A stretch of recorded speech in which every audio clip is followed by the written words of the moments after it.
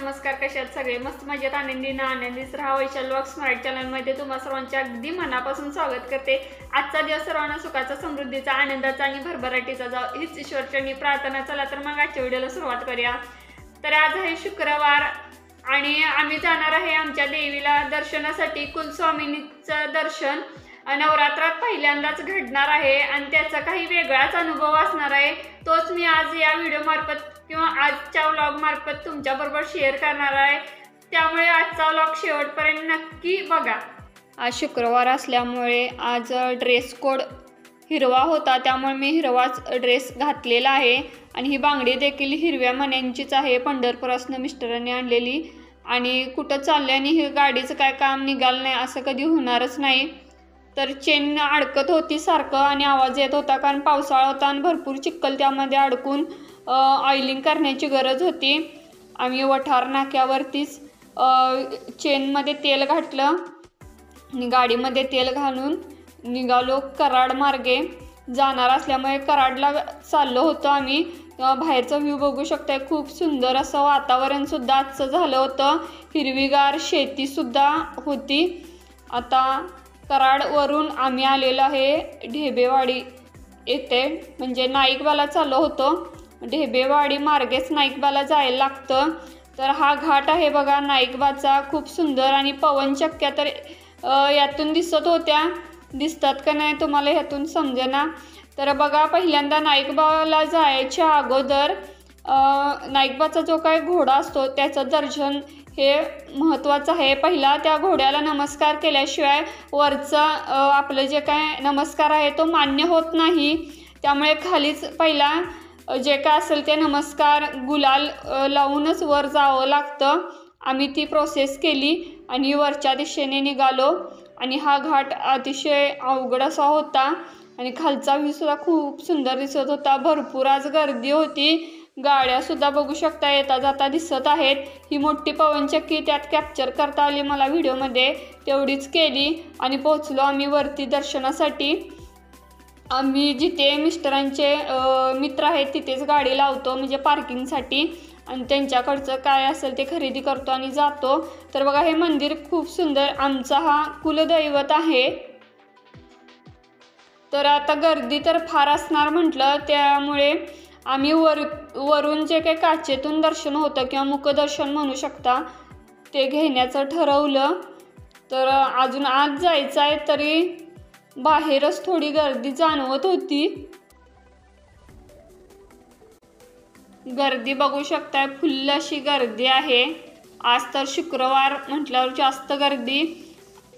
आणि इथून आम्ही औंधच्या एमआयला जाणार होतो. म्हटलं आता इथे एवढी गर्दी तर तिथे किती गर्दी असणार काय माहीत, म्हणून आम्ही, तरी आज पाऊस नव्हता त्यामुळे वाचलो म्हटलं. देवदर्शन खूप सुंदर झालं. तर वरून बघा, मुखदर्शनासाठी अशी सोय केलेली आहे देवस्थानवाल्यांनी. तर चला, आमचं जे काय पूजेचं ताट होतं ते घेऊन आम्ही आलो होतो. घरातूनच सर्व साहित्य घेतलं होतं. जे काय नाईकबाला देवाला जे काय टावेल, टोपी, नारळ, गुलाल, खजूर, साखर, विड्याचं पान, ओटीचं सर्व साहित्य असं सगळं आम्ही घेऊन आलो होतो. तर मिस्टरांच्या हातात ते ताट आहे आणि नेहमीच आम्ही देवाला एक नारळ आणि आशीर्वादाचा नारळ असे 2 नारळ आणि तेलसुद्धा व्हायचं होतं. आणि फोटो छानपैकी काढलेत आणि खाली आलो. हे आहे मोकळाई देवी, तिथे सुद्धा फोटो काढलो, ओटी भरली आणि इथे आलेलो आहे बघा खाली. हे खूप सुंदर असं मंदिर आहे.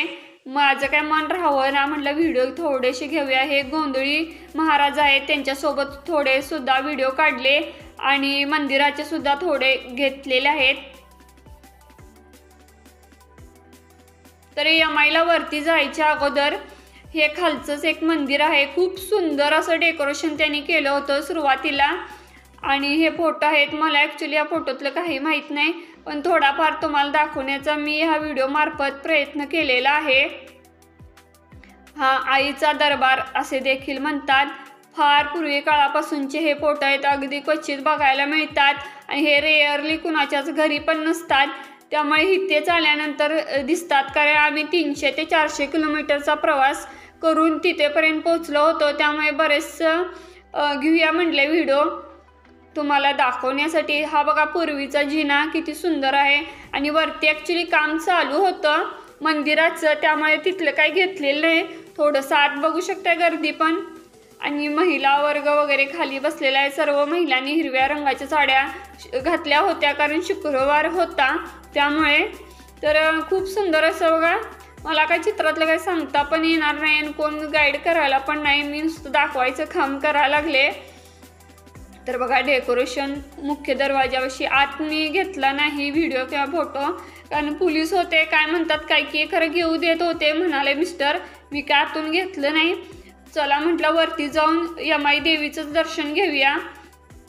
तर यमाई मातेचं जे काय महती आहे किंवा रहस्य आहे ते, यमाई माता म्हणजेच शिव पार्वतीचं रूप समजलं जातं, त्यामुळे यमाई देवीच्या दारात नंदी बैल सुद्धा आहेत।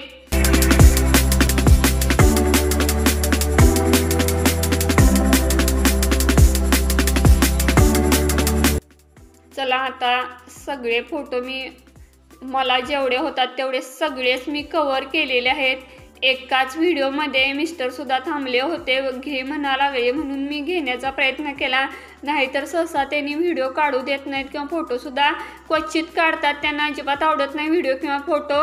मी व्लॉगसुद्धा डेलीचे जे काय असतील ते लपूनच घेत असते, पण मला आवड आहे म्हणून मी करते। बघू शकताय गर्दी। तर यमाईच्या दर्शनासाठी वरती आलेलो आहे, पूजेच्या ताटासकट आपला फोटो आणि व्हिडिओ काढूया म्हटलं। मिस्टर थांबले 2 मिनिटांनी, पाऊस तर धो चालू झाला, कुठनं आला काय माहीत। हे बघा देवीचं दर्शन करू शकता इथूनच, खूप सुंदर असं दर्शन सुद्धा झालं, ओटी सुद्धा देवीची भरली। कळसाचं दर्शन देऊया म्हटलं तुम्हाला सुद्धा।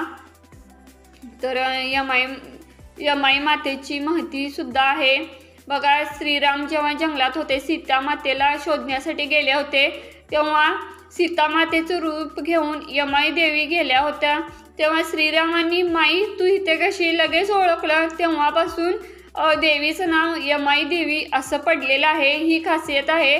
आणि हे गोंधळी महाराज सुद्धा बसले होते बघा, असा आईचा गोंधळ मांडला जातो।